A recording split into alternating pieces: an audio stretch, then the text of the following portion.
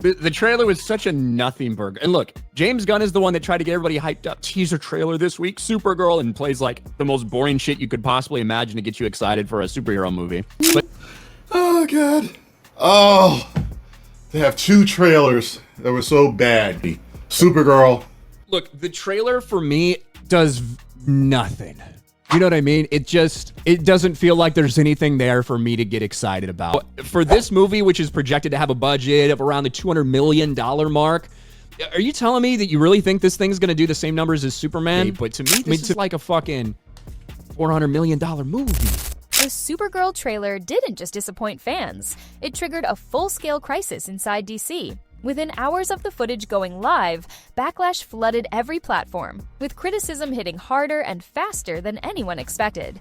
Then, one carefully worded comment from the very top shifted the entire narrative overnight. When the DC CEO addressed the trailer's failure, many fans felt the blame was being quietly pushed toward Millie Alcock. That perception alone was enough to ignite outrage. Soon after, during a live appearance meant to promote the project, Millie was confronted with the fallout in real time. Her emotional reaction stunned viewers as clips spread instantly across social media.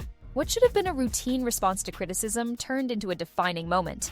Fans rallied behind Millie while turning their anger toward DC leadership. The trailer was no longer the story, the studio's handling of its own star was. And in that moment, it became clear that DC wasn't just dealing with bad reactions, but with a breakdown they were never prepared to control. The Supergirl trailer was supposed to calm nerves and rebuild confidence in DC's reboot. Instead, the reaction turned sour almost instantly.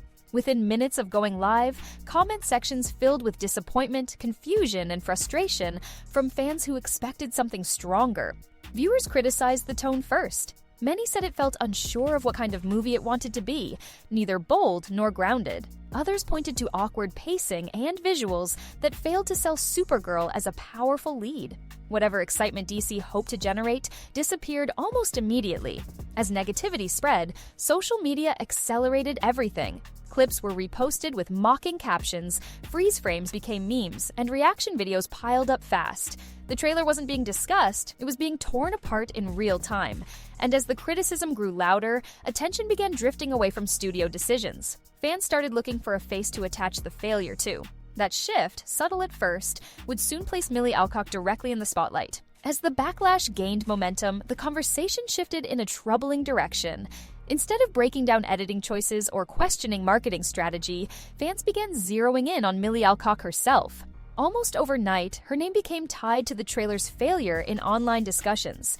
Short clips were pulled from the footage and reposted repeatedly, stripped of context and exaggerated for effect. Split-second expressions and unfinished moments were treated as definitive proof that she couldn't carry the role. The realities of direction, writing, reshoots, and studio oversight were largely ignored. Comparisons only intensified the criticism. Fans stacked Millie against past versions of Supergirl, treating the reboot as a direct remake rather than a new interpretation. Expectations hardened quickly, fueled by viral edits rather than full performances. By the time voices called for patience, the narrative had already taken shape. Millie wasn't just part of the conversation anymore, she was becoming the symbol of the disappointment. Behind the scenes, the project was already under strain well before the trailer's release. Reports suggested disagreements within DC over tone, character focus, and how Supergirl should be introduced in a rebooted universe under constant scrutiny. Millie was caught in the middle of that uncertainty. Different creative directions reportedly pulled the character in conflicting ways, forcing adjustments throughout production. That lack of a unified vision would later show in the trailer, even if viewers couldn't pinpoint why. Internally, expectations were enormous. The reboot wasn't just another release, it was meant to restore confidence in DC's future. When the trailer failed to deliver that reassurance, frustration escalated quickly. So when the backlash hit, it didn't land on solid ground. It landed on a project already tense, already fragile, and already under pressure to prove itself.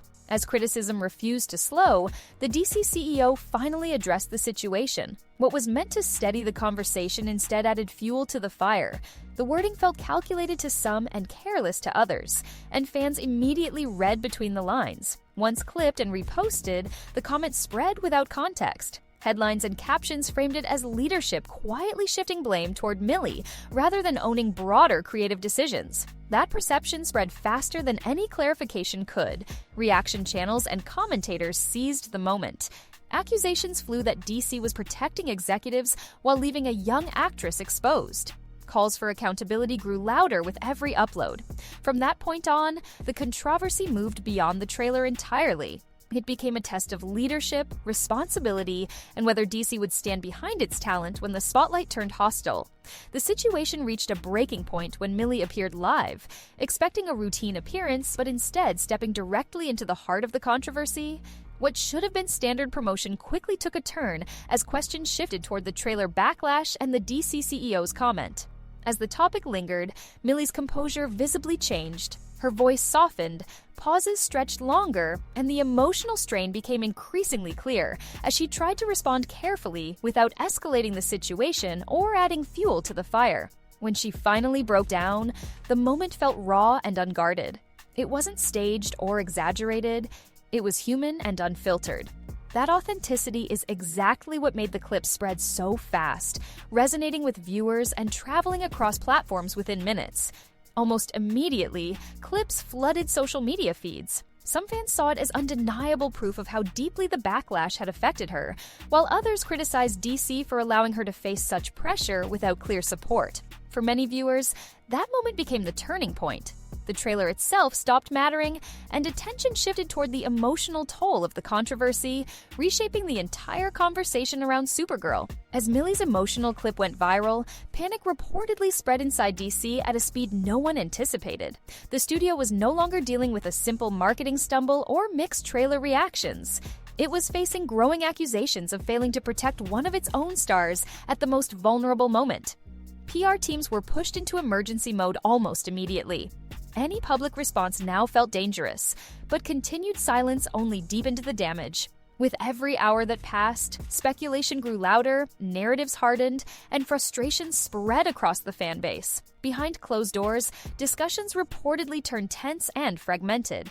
Executives debated whether the CEO's words needed clarification, whether a public show of support for Millie was necessary, or whether staying quiet would allow the storm to burn out. None of the options felt safe, and every choice carried risk. As influencers and major fan accounts amplified the controversy, DC appeared to be reacting rather than leading.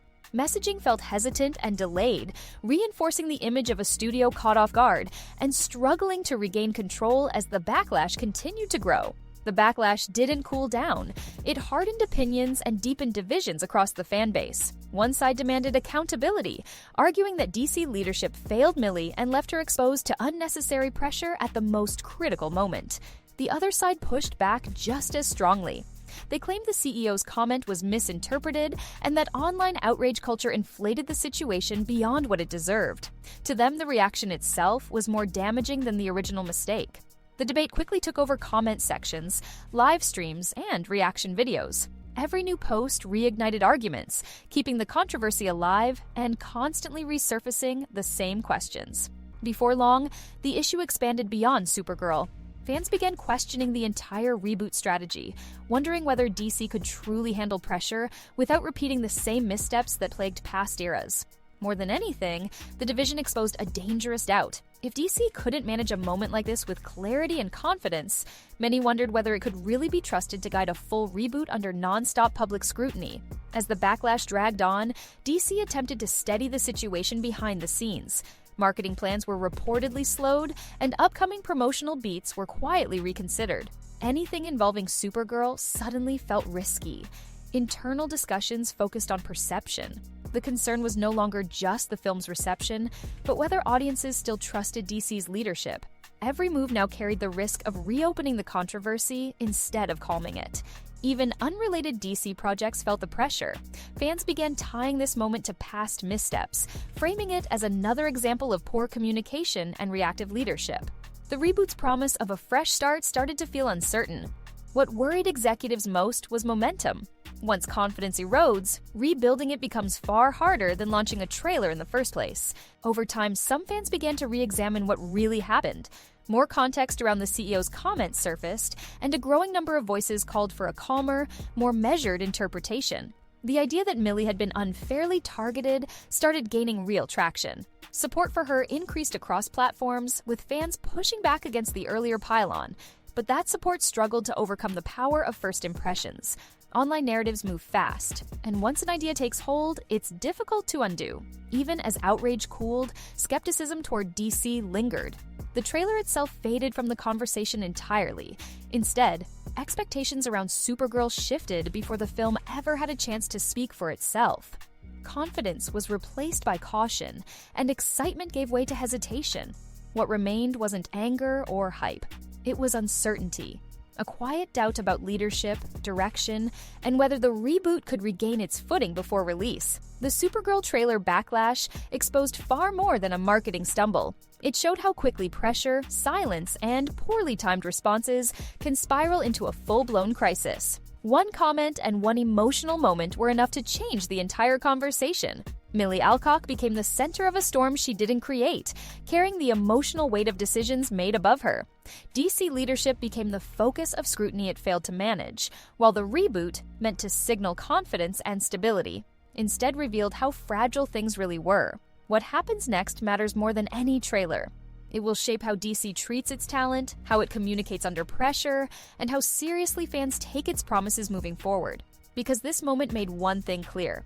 When control slips, recovery is slow, and trust is the hardest thing to rebuild.